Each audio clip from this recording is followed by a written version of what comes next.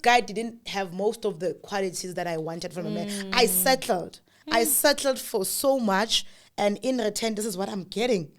This is what I'm getting. I mean, he's not even, he is older than me, 16 years gap. You see, I overlooked a lot of things, you know. There's a lot of things that I was like, I had thought that maybe he had such qualities. I had thought that maybe because he's living in a certain area, maybe he want to up his life. But only to find out I settled for less. And I was like, nah. And I'm not being loved. So I felt so empty at that time. I was like, no, this is not love. I know love when I see love. And if maybe there were other challenges apart from the fact that I'm not being loved, it was going to be easy to deal with such challenges. But I'm not even loved. There's no one here for me. No one is paying attention. So I remember I was like, nah, this is it. And he helped me. I was like, it's fine. It was night. It was at night. I remember what made me not to leave. I didn't even know where to go at that time. I was like, you know what? But I'm going. Maybe I will creep by my sister. I'm going. The transport guy didn't come. Like, no, they took the truck. And that was the only guy who said, who gave me a discount, a reasonable price. Yeah, so that guy didn't come. At that time, he already locked his house. You outside? He went to sleep. Me outside. Wow. How many months were you pregnant at that time? I was about 6 months. Sure. I remember now having to knock by the window. I didn't want to. And he knew. He knew that I was still around because he never had any sound of any truck. He never had. He knew that we're still around. Having to go back and knock on his window. Because I knocked at the door, he ignored. I knocked at the window, and he was like, he came in open and started asking my daughter, where are your bags? And then took my daughter's bags inside. Leave your mom's bags outside. She will see herself. She thinks she's clever, this one. She thinks she's got a place to go. Is the guy a South African vet? Let's see. Which one? Betty. Like, let's see. Let's see if she's clever. Leaving me with my bags outside. I had to put my bags inside. I was angry at the guy, like, why you didn't come? Like, no, they took the truck, blah, blah, blah. Yeah, my family, because it's a family business. So they were like, I know I'm driving for such a small money. There's another job that came. So my brother took the truck. I was so mad. Having to go back. And anyway, in the morning, almost in the morning, you're like, you know what? Maybe let me stick around. Maybe let me talk to him about maybe taking his surname. Maybe something might change. Should I take the surname? Hey, I kept fostering matters. I remember discussing with him, so you never thought of getting married? Because every time you talk about being single, you are so proud about it. Even after the lobola, he kept calling himself a single man.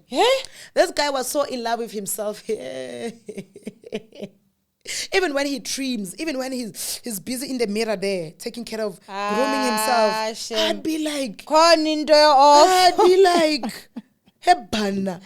No, off. I remember him saying, yeah, you know what, that's the surname. Me, I don't wanna get married. I never thought about marrying someone. I don't even understand why people get married.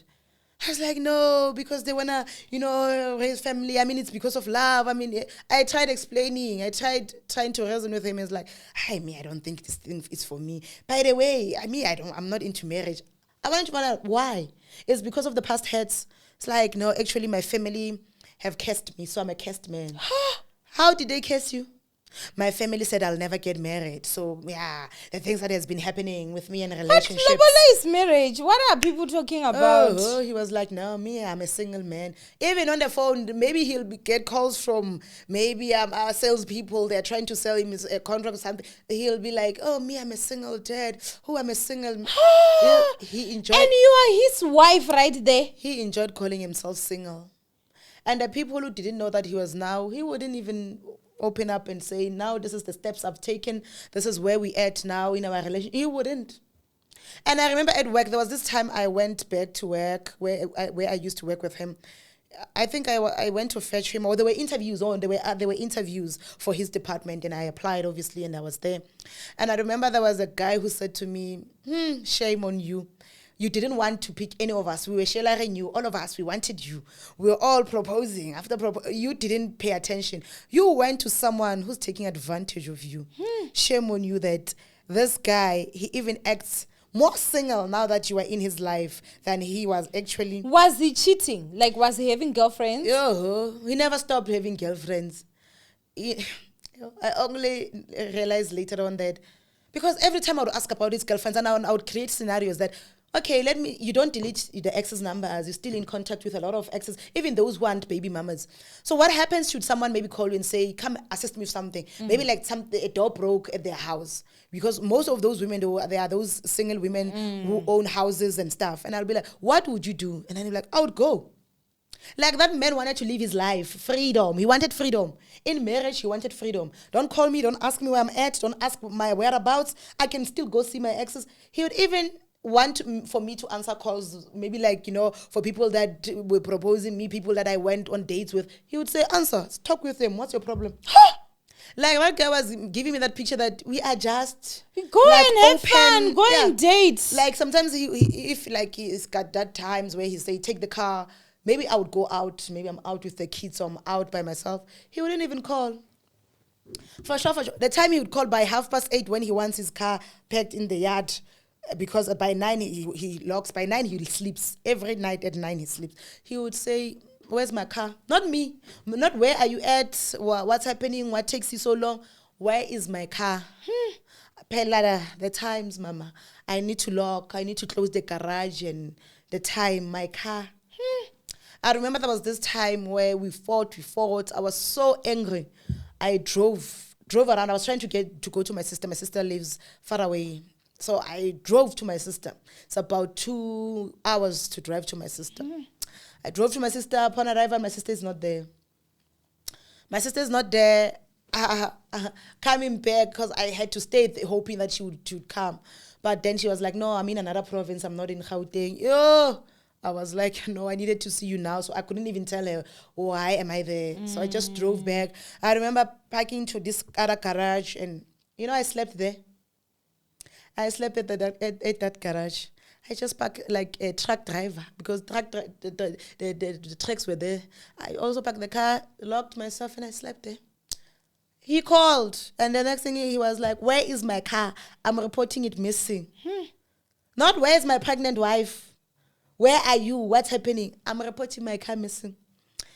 Okay, fast forward. That treatment was worse. I started getting sick.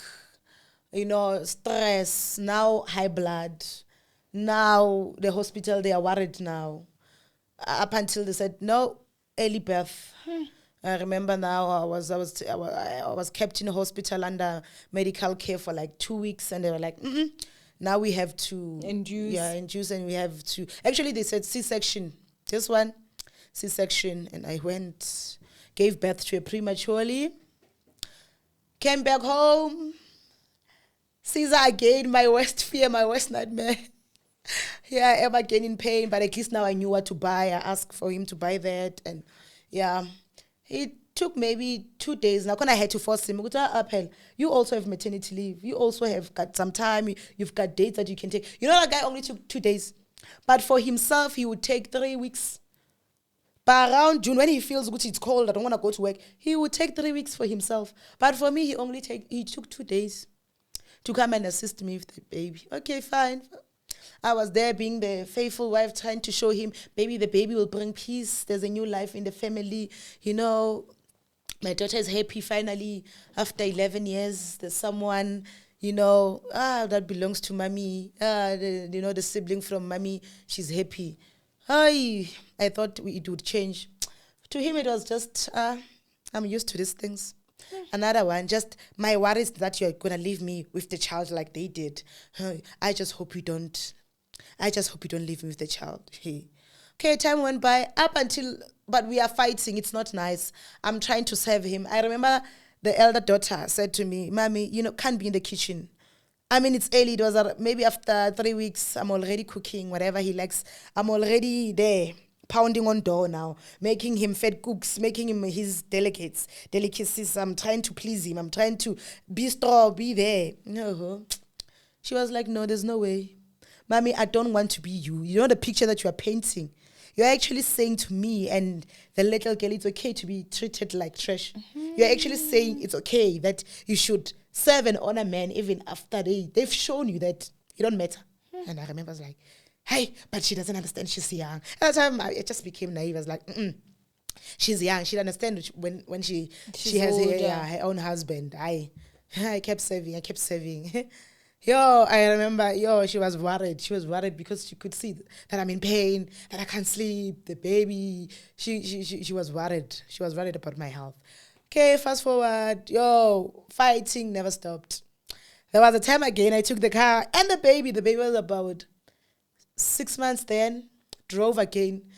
Tried going to my sister. Again, my sister was not at her house. Again, outside of the province. Again, to that garage again.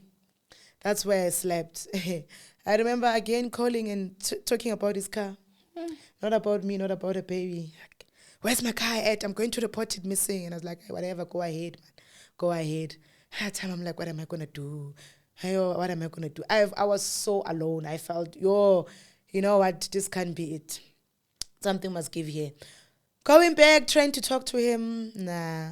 I don't know how many times I remember there was the time I drove to the shelter. Wow. I actually went to the shelter and they were like, no, we full at that shelter.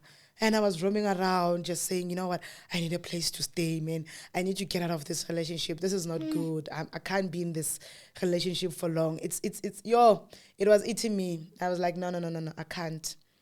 But yeah, I would go back again. Let's talk. Can we...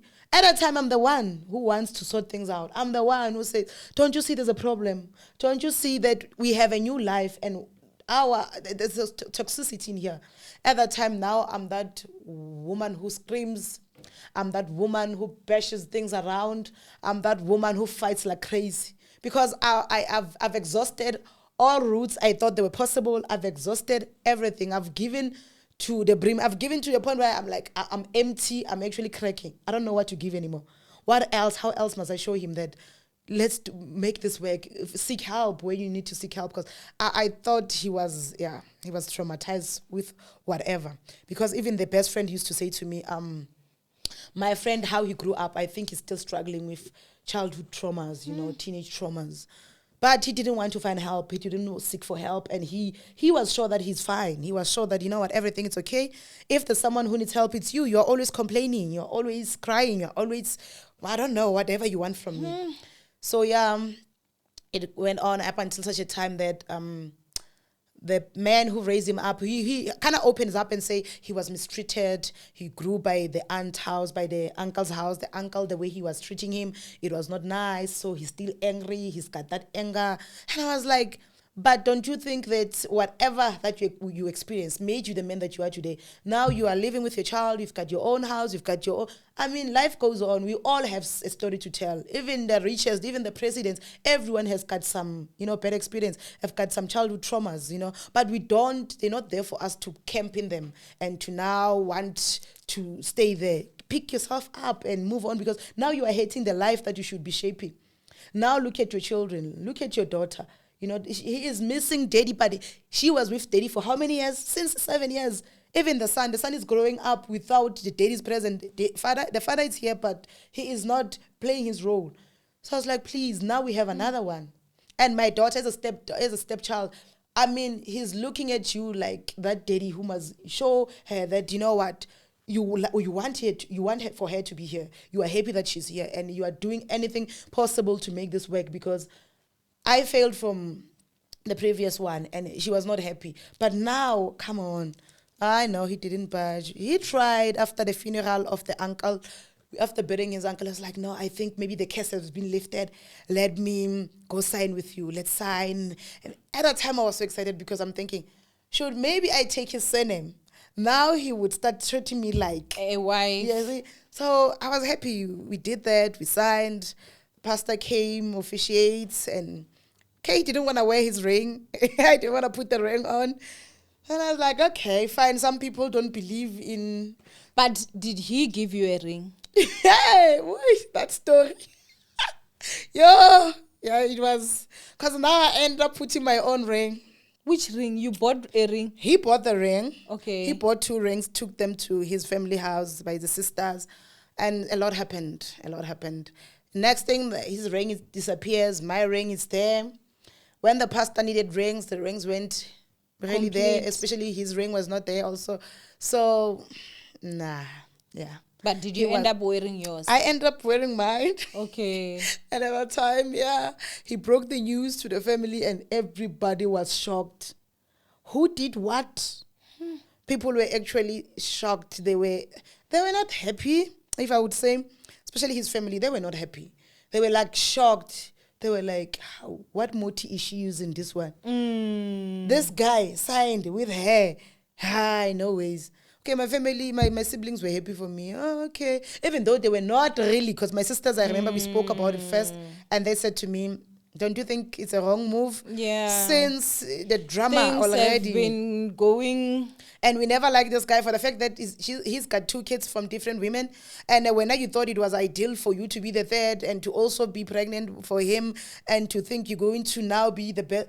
Why? What made those women to leave the house? I mean, there's no woman in their right sense who just up and leave the house. Come on. Well, what's wrong with this guy? Because my sisters are like, no, we don't trust this guy. What's wrong with this guy? And it's like, nah, everybody deserves a chance. Maybe, someone can fail twice, thrice in their relationship. That doesn't mean it's over. They should keep trying. I mean, I'll be there with him. I'll make sure that we work. And yeah, it was going to be ne? It was about I was in there alone. So after signing, I thought, I've got your surname now, hey? Uzongzwela, you'd feel for me. Maybe now you'd start to listen. No, nothing changed. Things got worse. And he used to tell me, you got my surname. That's all. Up until one day he told me to my face that, girl, what I can give you is Istina, meaning the house. You can have the bricks. You can have the engine, meaning my car. Whenever you wanted, get the keys. But you can never have my heart. Yeah, I was told that. I was told blunt. Are you sure? To my face, like, you will never have my heart. Yo, that hurt me. But now the followed up actions now. The follow up, he was showing it to my face. You will never have my heart. My heart, I'm not giving my heart to any woman. I will not. It's a trap. And then narrating that he never had a relationship with his mom. There was so much. There was so much going on that I was losing every day. It was a losing day. We were fighting so much that up until one day I was like, okay, this is it. It's fine. We fought enough now. And I remember I just asked my sister because they were like, we don't want to be into your business too much. We are also married. We are also minding our business. We tried talking to you and about this relationship. Listen. You wanted to test it. We don't know how to help you because, you don't have a mom. You don't have anywhere to go. So it's a problem. So I remember I begged my sister that let me just come and stay by you for 2 weeks or so. And let me see. Maybe he will miss me. Maybe upon return, he will be there. He will be ready to. I went to my sister. Upon return, I sat with him and I was like, so what is the way forward? Because still, after signing with you, I thought that maybe things would change. I still feel unloved. I still feel I'm alone in this. What is the way forward? And I remember he was, at that time there was a new woman at that time. He was like, I'm sick and tired of this also. I'm sick and tired of giving it my best. What have you given? Konje, let's start there. What have you given in this relationship? Because it has been me attending therapy, attending this. It has been me going to seek counseling, It has been me. What have you done? What have you done that you can say you are tired also? You've given your all. What is the meaning of your all, basically? At the time he was like boasting about it. I was like, this is it. I'm going to divorce you. Because even now, the way you treat me, the kids are not happy anymore. And the kids are like, Mommy, we're behind you. And I was like, okay, I filed. I thought maybe that would kind of give him because I still hoped and believed that we could iron things out. No, there were fightings. I remember there was a time I stayed with my cousin for like 2 weeks. Came back again because at that time my son is growing up. By when he was almost 2 years, I noticed that he's autistic. Okay. And then I was up and down. I went to the hospital. Now, with an autistic child, it's not easy. It's not easy, the energy that they have. And at that time, my cousin was trying to accommodate us, but the space was small. And she was like, no, don't worry, cousin, because they're still renovating. She was like, no, they are renovating. There's going to be a garage open for you. You must just come and live here. Then I had to go back at that time. I was like, let me go back. Yay! Still, it was messy. Up until I filed. He was like, fine. He was served. He signed. You didn't get any pension fund? I thought he was going to contest. Hey, the pension fund issue. Hey. Okay. How now we waiting? It was fast. The divorce went so quick, so swiftly. I couldn't believe it myself. Because during that time, I remember this is the time when my dad was severely sick. And I used to call back home because I wanted to go actually home to see my dad. So I would be in talks with my sisters. I would call my dad, we would talk. And I was like, I'm coming home. So that, because I wanted to move home. I was like, maybe this is the time, since I don't have anywhere to go here in Gauteng. Now I'm unemployed. Let me go back to my dad. Let him see what he can do. Yeah, so I even got to a point where I was ready to actually go to my dad. Lesotho. I was like, I'm going to Lesotho. My dad now, he must see what he can do with this big woman, big girl with the kids. You know what, now I failed. Marriage-wise, I tried. Maybe my hubby is back in Lesotho. I was like, hey, maybe in Gauteng it was not meant for me. South African men, they failed me dismally. So let me go back home. So I was in talks with my dad. Unfortunately, that was when he was severely sick and then he passed on. And at that time I was so stressed. I remember, breaking the news to the kids. And I was like, kids, I have to go see my dad. Since I was actually, he was my last hope now. He was the person that I'm thinking now, he must see what I'm going to him with my baggages. He's a parent. I mean, he's got to be here for me. He was never there when I was young. So maybe, we never got the chance. So I remember him refusing me to go bury my dad. Because he was like, okay, fine, I will give you money to go bury your dad. There was the money that was supposed to have come, and he had promised me, okay, because I said to him, you know what, it's like I'm a nanny in this house, but a nanny who's not paid. Because now the therapist that I was attending to, she was honest. She would just tell me straight, you're just an unpaid nanny. You're an unpaid nanny. Just demand your payment. So I would tell him, no ways, you have to pay me. And then he was like, no, the payments that is coming during the week, once a week, so he will give me that money. But he never used to give me the money. And for going to Lesotho, he was like, no, I'll give you the money. He didn't. Instead, he pays his other debts that he had promised people to pay the month end, of which people were okay with. Whatever that made him. And then there was this time I was with the elder daughter and I was talking about it, that, I don't know who can borrow me money. Because when I'm asking my sisters, they're like, but we have a man. You have a man. They don't even want to know what's happening. So who's going to help me? Because I want to go bury my dad. And I remember him came and said to me in front of the daughter, why are you even going to bury your dad? That man never raised you. What ties do you have with that man? I mean, you hear crying, pretending like, hey, wasn't I shocked? I'm like, are you now the one to decide, should I bury my dad or not? Because I narrated that he was not in my life. It's okay. I understand he was not in my life for such a long time, but I understand. I've made peace with that. So who are you to tell me not to bury him? To tell me that he's not deserving of my presence because he didn't raise me up, whatever. Is this even the time to discuss that? Is even the time to even go there? I'm not going there. I'm trying by all means not to go there. I just want to have closure by burying him. At least it would bring something, because I'm going to be meeting with all of my siblings there. Can't you just have a heart? I'm mourning here. Yes, it was a distant thing, but he's my dad. He's the man who gave life to me. It's the man who gave me my name, Can you give me time to mourn? At that time, he didn't give. I remember, I never cried like that. I remember I went to Park Station. There's a side where you get taxis to Lesotho.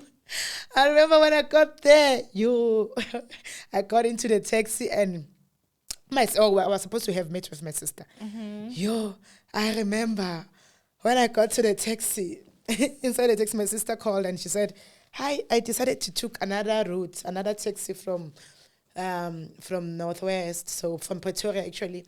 So we won't be coming together anymore because we are supposed to meet at Park Station to get one taxi. And she was like, no, how am I supposed to send you money? Because this money, I have it in cash.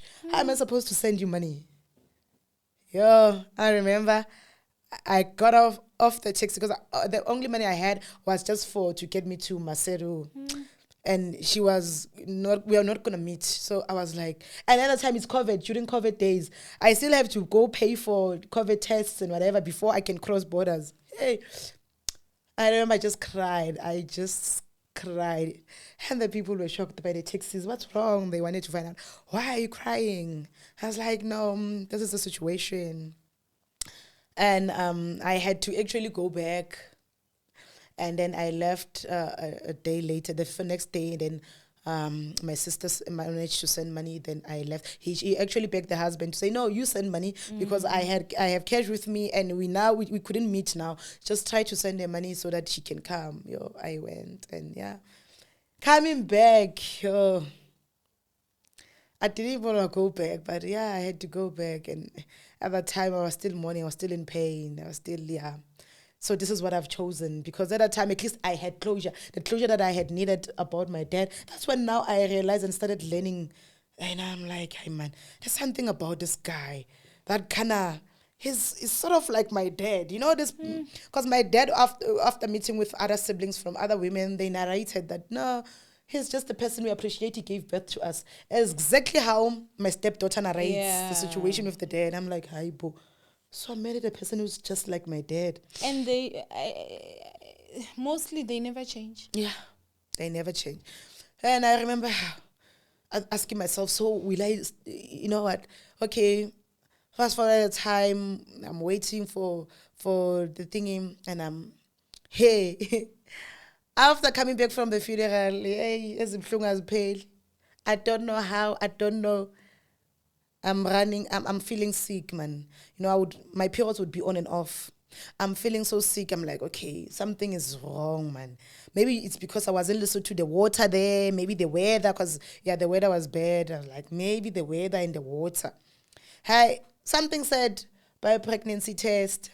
And I'm like, no, I'm not pregnant. I bought it. Positive. I'm like, no ways.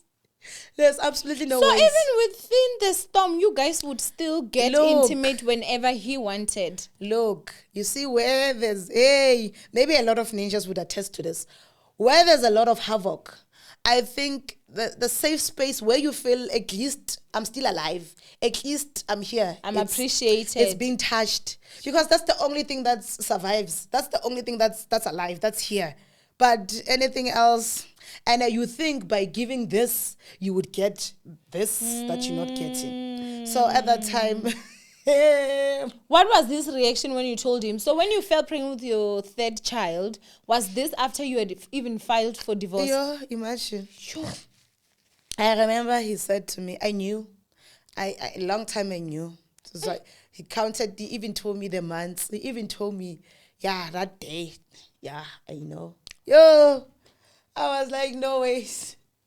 I went for Sona, and I am good inside. Oh my word. Not again. I can't. I'm sure everyone around you, your sisters were like, we give up. Like Lina, I would give up on you, Shem. I'd be like, girl, bye bye. They washed hands. They were like, you like it. They were like, wow, okay, so this is gonna be your life, Nje. Okay, well. We're in for it. Even my brother at that time, he was helpless. He was like, I care, fix your man. I'm like, no. At the time I filed for divorce, I didn't even tell my siblings, because now here's the situation. Everything was happening so fast. When I was thinking I was going to go back to my dad, that happened. And now... You're pregnant again. But now, please let's just maybe like fast track a bit. You ended up leaving him. Yeah. I want to know, like, okay, as we're about to wrap, that part, like, what would you say was the stroke that actually broke the camel's back? Yeah. Okay. The divorce is still in process, whatever. I'm pregnant now, about 4 months. Time goes by. About maybe after I filed 4 months later, by the 5th month, we were called to court. At that time, he didn't come. At that time, he pretended as if, forget the divorce thing, you're pregnant again, and now you know. So, this is just in paper. What? Forget it. He thought it would just disappear, But I said, yes, I'm pregnant, I understand, but I'm still pursuing this. Because I remember there was a time we fought. The time we fought, and he physically, for the first time, he physically laid his hands on me. And yeah, we fought, and And you were pregnant. I was pregnant. I was with my son, almost 2 at that time. He beats me. I was bleeding. He didn't even care. After beating me, he pretended as if he went to sleep. And I was like, I'm going to the police station. Come assist me, call an ambulance. He's like, no, I'm not interested. It's like, even if you go to the police station, no one will help you. The subs are my friends. And upon arrival, I went to the police station, nobody helped me. They were like, hey, we're not neckers. Outside, go wash that blood. You're not allowed to come into the station with the blood. You can't come in here with the blood. Go wash your face. There was this Indian guy who said, what? He came in and was like, trying to find out the police. Are they going to assist me? Are they going to call an ambulance? What are they doing? They were not interested. I was like, oh, he already made calls. Like, he promised me that he's going to make calls. Nobody wants to help me in that police station. I remember this guy called another subs. He called another police station. He narrated his story. He even called Daily Sun. My story was on papers. Okay, the other police came, and then they were like, okay, we are going to arrest. We don't care. His friends don't want to go and arrest him. We are going to arrest him. So he was arrested that day. And upon arrest, the sisters came, and I was the bad person now. Everybody, it was all about him. How can you do this? You are such a selfish woman. How can you get him arrested? I'm pregnant. He didn't think twice when he started beating me. This is the situation. I've been going through this. They didn't want to know. They were like, you are cruel. You can kill him. Yeah, we know you are in here for the money. I was like, I even filed. They were like, yeah, if anyway, you were never married. We never proved of that marriage anyways. Which means you are here for the money. Gold digger, it's fine. We shall see what. He must just buy you out of the house. We regret the day he signed with you, whatever. They go and get our brother out. I was like, no, it was on a Friday. They were like, just go and drop the charges, and then so that they get him released, because he's not going to be able to come if you're not going to go and tell them that. So which means he'll be appearing on Monday at court. I was like, yeah, let him at least, maybe something will, Oh, he slept through the entire weekend in the cells, and I thought I still had that thing that maybe he'd come and apologize. He didn't come and apologize. We went on court Monday, and I was ready to say, you know what? Yeah, he's the father of my kids. He's the breadwinner currently. But charges. No, at that time I was like, no, I'm going ahead. Let's see. Because he was not apologetic. He was not showing any remorse. He was just another one. And when we got there, I remember there was this guy, a prosecutor, he came and said, they were going to make an example. They were going to set an example out of him. Because he's a police, they are going to make sure that they are locking him up. Because he should be the one protecting. He knows better that he should not be touching you. Hey, and then he is like, if you don't, at least, what do they call it? Intermediation. And then if you don't sign it now, like drop charges now, which means now he's going to face... they're going to arrest him. I remember I said, okay, it's fine. Let me sign it. I signed. I said, okay, fine. We need assistance. We need to go counseling. Should he decide to go counseling, then I think he will get help. Because even though I was hurt, but I still want him to understand the damage he's doing. Because it was not just me now. It's me and the kids now. So I'm like, no, this guy must be forced to he must be dragged to go seek help. And then the case was dropped. The magistrate asked me, are you sure? And I'm like, I'm sure. And then as long as he's going for counseling, he's like, yeah, I will do whatever. I'll seek for help. Then, yeah, that's how it was dropped. And then afterwards, he just told me that, when they were not going to do anything. The dude forgot that I dropped. He didn't even say thank you. They were not going to do anything. Me, I know these things. Me. I didn't even do anything to you. So they were not going to do anything to me. Okay, fine. Time went by, and then I was called in for a divorce. The divorce day was there, and he was like, are you coming to court? Like, court for what? Stop being a joke. And I was like, I'm proceeding. I'm continuing with this, because clearly this is just a joke. Back and forth. We on, we off. I'm like, I continued. So I went, and then the divorce was granted. And I remember that day, it was difficult, because now I was like, how many times must I fail in relationships? And they keep bringing kids, human beings that are coming out of these failures. What must I say to these human beings? How will I navigate life after all this? And that very same day, I was 7 months, just newly 7 months pregnant. And I was admitted. I kept fainting. I was stressed out. The hospital, they tried to, bring me back. They couldn't win. So same day, in one day, I got 2 certificates. Birth certificate, divorce degree. In one day. So now let's talk about when you moved out. Where did you go? Because at that time you were not having a job, or did you find a job? Yo, my goodness. Talking about moving out. I'm now a new mom with my divorce degree. I remember him coming to the hospital now to see the baby, because the second day they had to be told, I have a child, okay, he's coming to see us. I remember not even wanting, because now I remember he kicked me on the belly the time he assaulted me. So I was like, oh, the one who wanted to kill the child is here. So what must I say now? Must I allow him to even touch the child? But I remember speaking to myself that my child was not, health-wise, she was admitted at the time, because they told me that you are free, but your child is admitted, meaning you are going to go home and leave your child in the hospital.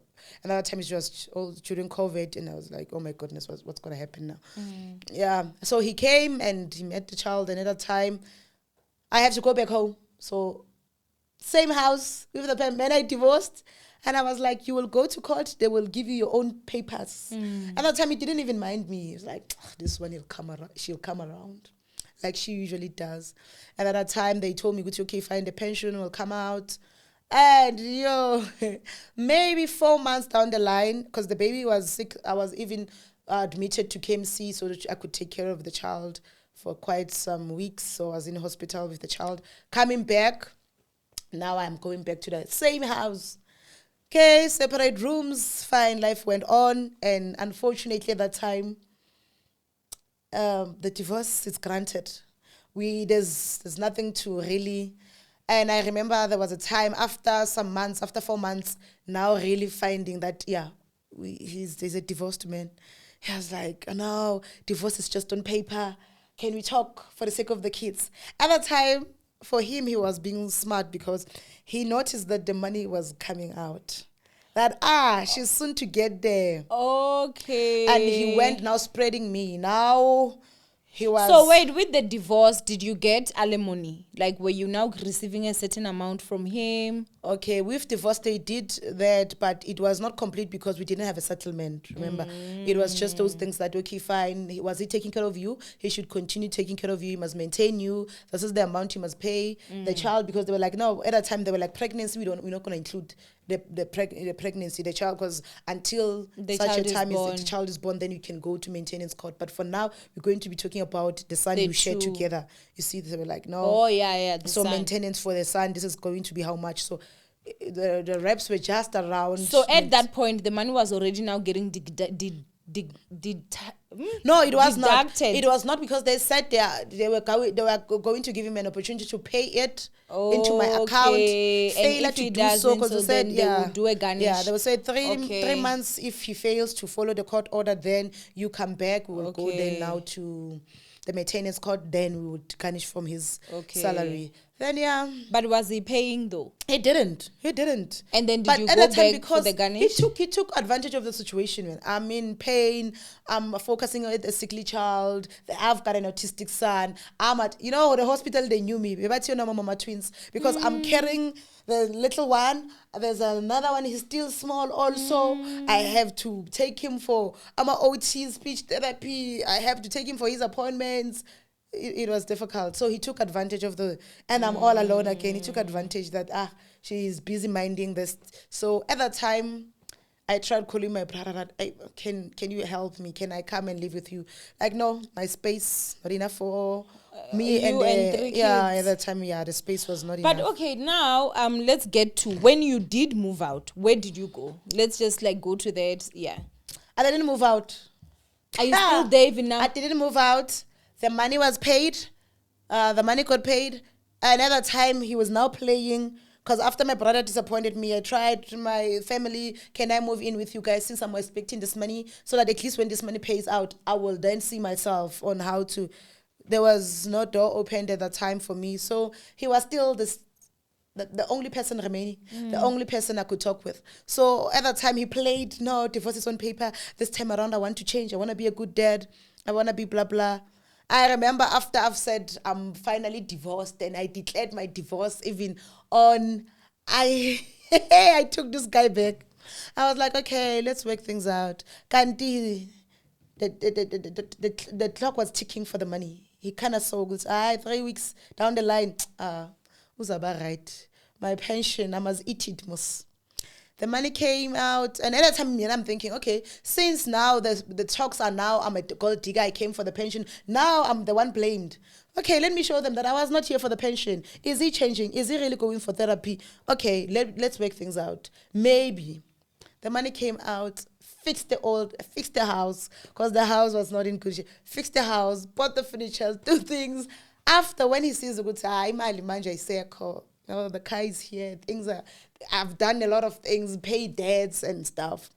He was like, back to square one. He was like, this is me, girl.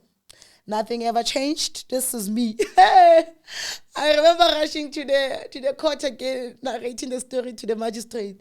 She was so shocked, like, what did you do? You literally took the money, your pension money. You gave it to the man you divorced. Because upon divorce, you divorced because there was a reason. You were not just here because you were testing waters. You knew. But she was like, we see this a lot. We see this a lot. A lot of women normally do such mistakes. That was like your freedom. That was like your start over. You were given an opportunity to start over on your own. So now, let's talk. Did you move out? I didn't move out. Are you still in that house even now? Because we built the cochet outside. He thought to himself, I'm gonna move into the cochet because now the court said to me, you have to go for settlement, divorce settlement. Divorce settlement, meaning now you are going to, since we were married in community, you are going to sell the house and now divide. Yeah, they were like, this is the only resolution left because since you decided to give the pension money back, oh well, you can go for settlement. So now is the house for sale? Since now the house, okay, was almost for sale, kept fighting but what made me to say, okay, fine, I would rather have, I would stop the sale, not to continue, because now the value of the place where we live, because of now new developments, are the coming. value, the value has dropped drastically, and the money I even invested, I won't even get half of it back. So it was like, oh my goodness. Now I'm in the situation whereby the kids now know, okay, the elder one decided, you know what, I'm moving out because this is toxic until my dad has moved out, because we begged him. Even the kids, they tried going to his family, trying to say, can daddy move out? Because he's the one who caused us pain. That was a woman who came and we thought she was going to be like any other woman who comes and goes. She tried all her best, but unfortunately the treatment for her, we even applaud that she really did file for divorce. Now can she get peace of mind so that she heals?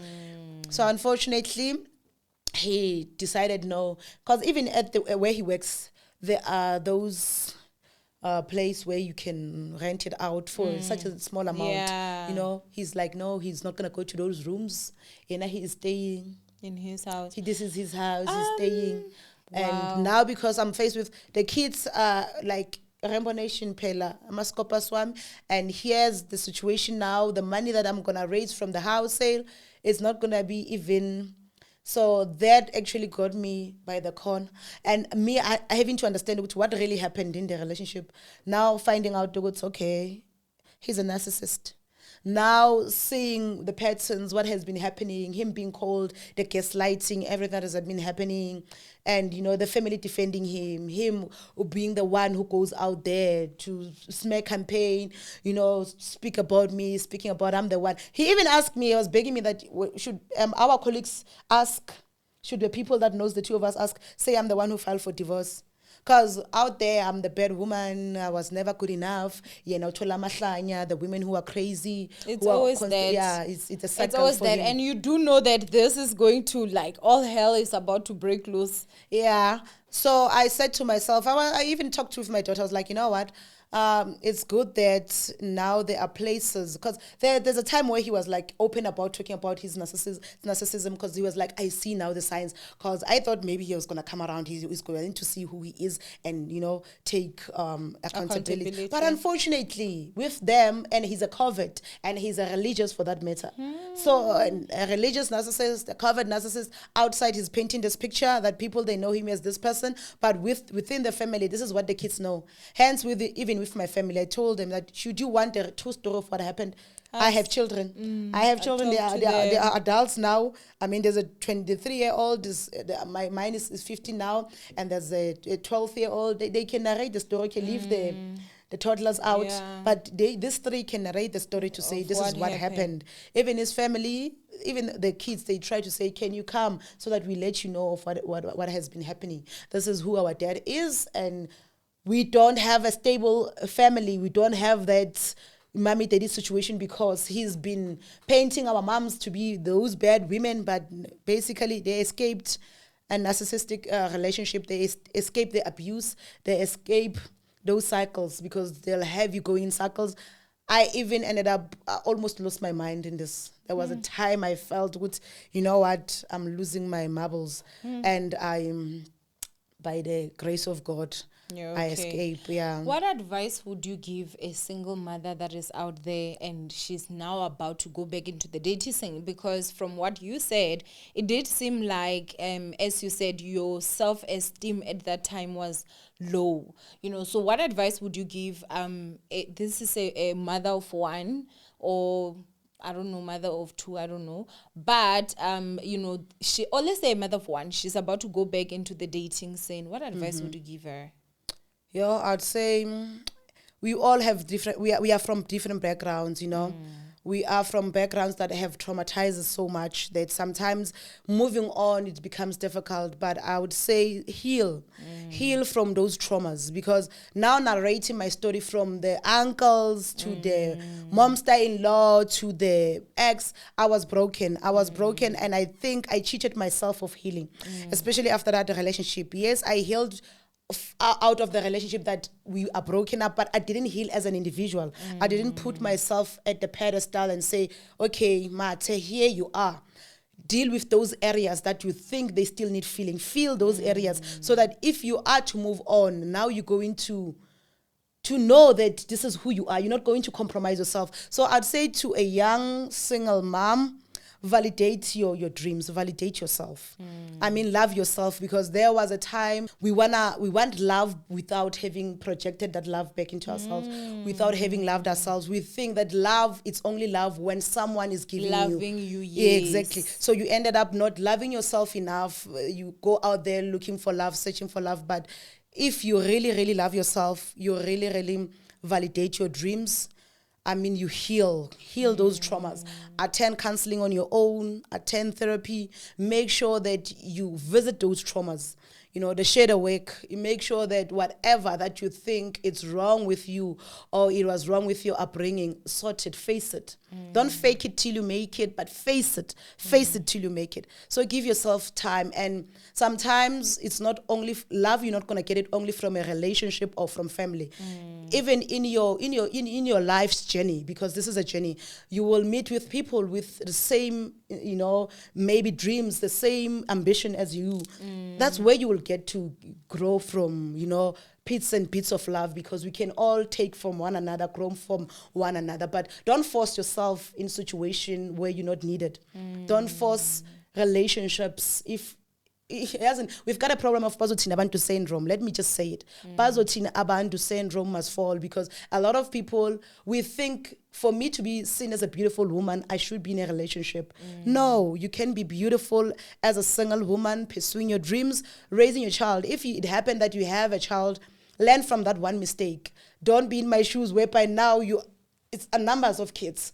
Same situation, which means I never dealt with the situation. I never dealt with what was wrong. I never dealt with the traumas. I had thought that moving on to another relationship, to another person would be a solution, but it wasn't a solution. It made matters worse, because now I'm stuck with someone who would never acknowledge they're wrong.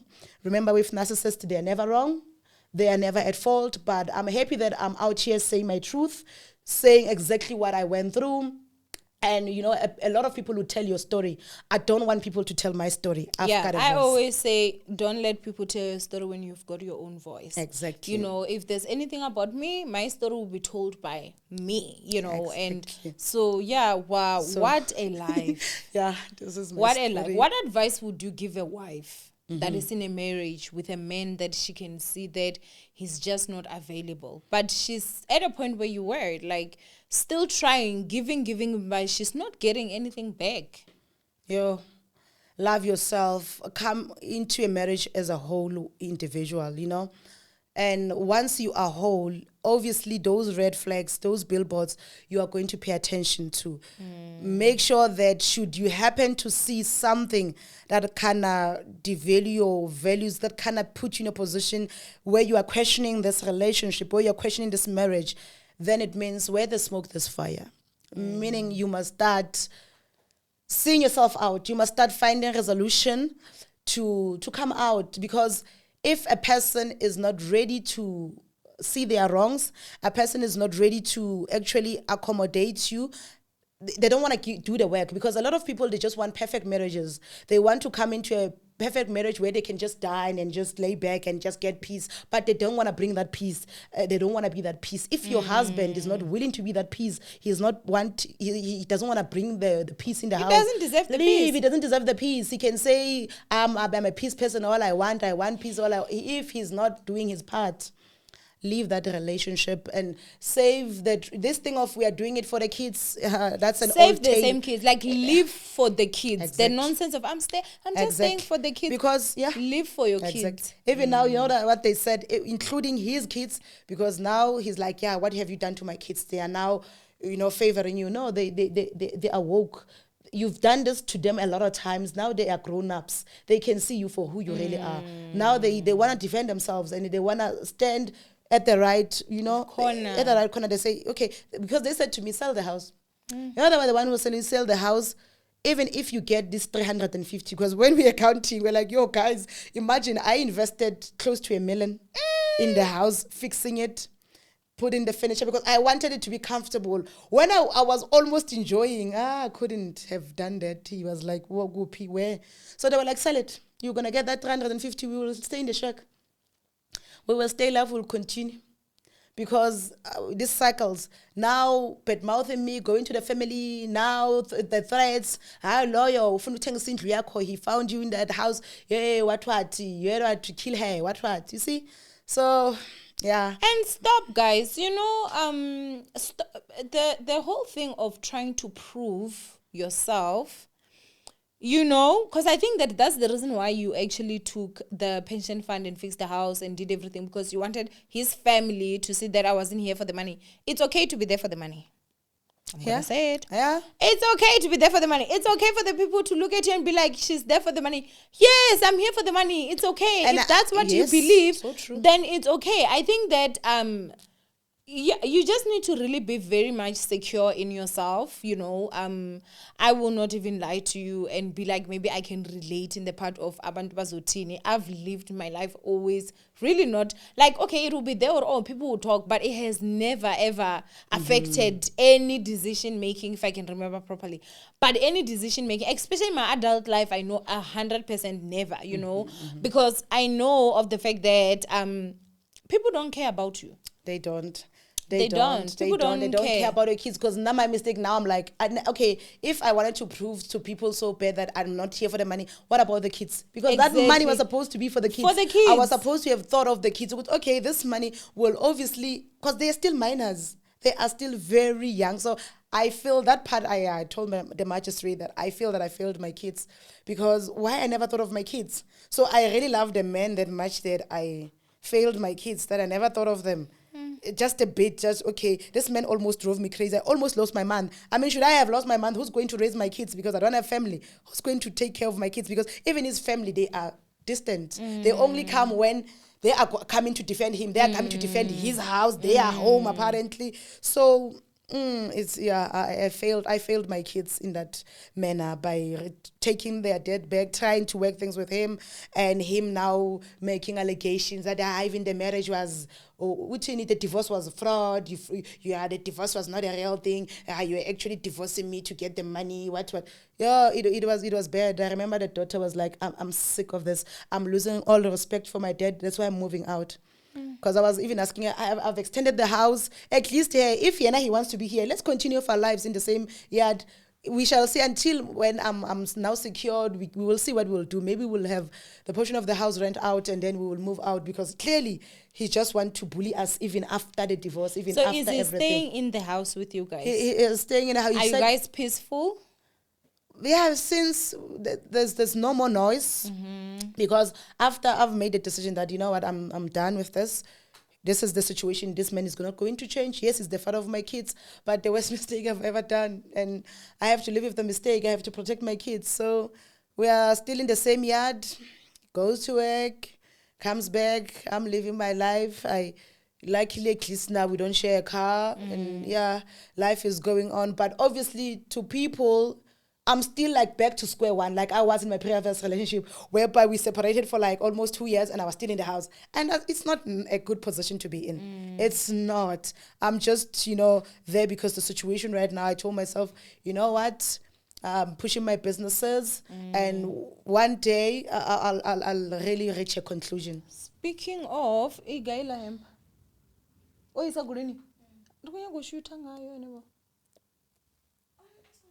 Oh, it's okay. So you did bring like a hamper. I'm gonna take a video of it and I'm gonna insert it here. This is one of the products that you sell. Yes. We're not gonna talk too much, but I'm gonna put your numbers so that they can contact you. But her products are very affordable. So, just contact her and, support a black business. But wow, like, Celebi. Okay. Yeah, it has been a lot. So Owamie, personally, just to wrap up with everything that I've went through, I was just asking God, why me? Why me? Why? Especially with the gift that I had, that I see now that I have a certain gift. That's when I realized there are people in this world who are empaths. And those people, they make mistakes because you are born with a calling that you're not actually born to date. A lot of us, not everybody will journey swiftly in that dating spectrum. Not all of us are called for marriage and dating. So I think looking back, now I can see that I really forced myself because of the situation back home and because I loved the family myself, which I want to be in the family. So right now I'm pursuing my calling. I'm pursuing my calling, and should it happen, sing a subject date. I don't think that I'm looking. Well, I always give my 2 cents before we close. This is the advice that I would actually give you, right? You seem to be someone that is very loving, that is kind. You are a fighter, definitely. If things are not going, you will try fight. However, I feel like you do have a lot of past traumas that you do need to heal, I feel like you realize, you talk about it, you are able to give advice to say, guys, just go heal first and heal yourself. Not just heal from a situation, is very important.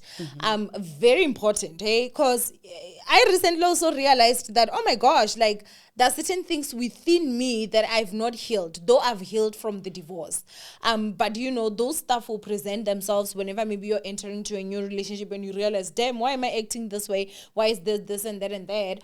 But I think that the only thing that you really need to do is just to heal yourself. Like, heal yourself, heal your inner self, go back deep into those things that happened. Because even when you were talking about the situation of like your uncle coming in with this sangoma, and you have to be closing the door, like, I can just imagine, I'm sure you were scared. Like, those things are traumas, and you still had to continue to stay there. Like, you do not know what happened. You don't know, are the things that they did going to work or not. That's a lot to actually have to go through, especially also after like, losing so much, so many, how can I say this? Like people that were really, really close to your heart. So I think that you do need to heal. You're a very beautiful woman,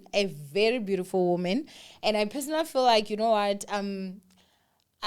I hope you heal, and I hope you do find someone that will actually love you the right way. I don't believe there's anyone that is like called to not date. I don't believe that, because if that was the case, then God would have made Adam, Eve, and Abena, who was gonna be a singleton. So if God himself saw the need to have Adam and Eve, who are you to say you don't need an Adam? So I feel like just after healing, So and true. the other thing that I'm also going to say is that, and this is me closing, I always do advise like young girls to say, guys, please be very intentional when you're having kids, because I'm someone that is also very intentional. Like, I'm even scared. I think like I also have my own traumas that I need to work on. But if you're someone that is out there and you already have kids, please never see yourself as less than who you are. You mentioned something like, oh, mascopas. No, they're not. Those are your kids. And anyone that loves you will love those kids as if they will fight you for those kids, because that's how love works. Love is an extension. When I love you, my love for you is able to flow into whoever, even if it's your kids or whoever that is in your life. I know that as Africans, we have been taught that thing of kids will decrease your value, whatever. People can believe whatever it is that they want. But if you already have kids, I personally just feel like, you know what? They are here. They're here. They are here. They're here. And it's not like you are pregnant with them for life. Do you understand? Yes, yes. There are individuals that also will have their own life. So you also deserve your own life. And you also deserve happiness. So I do pray that, you know what, it will all work out for you. But yeah, man, wow, what a story, definitely. So ninjas, thank you guys so much for actually joining us. Do you have any final words before we leave? Sure. Just to go back from the first was the storyline. I think families should try to stick with one another.